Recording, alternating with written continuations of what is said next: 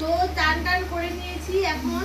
আর এখন এসেছি রান্নাঘরে। দেখো আজকে রান্না করবো, কি রান্না করছি ছোট্ট একটা মিনি ব্লগে তোমাদের সাথে শেয়ার করি। আজকে অনেক কোটায় বাজার এনেছে, দেখো অনেকগুলো কাঁচকলাও আনা হয়েছে। তো আজকে করছি আমি লাউডাঁটা দিয়ে, কাঁচকলা দিয়ে, গাজর দিয়ে একটা রান্না করবো, মানে তরকারি করবো হালকা হালকা পাতলা পাতলা করে। যা গরম পড়েছে গাইড, কি বলবো। আর দেখো সঙ্গে আছে ঢেঁড়স, আর সঙ্গে আছে এই যা বড় কুমড়ো।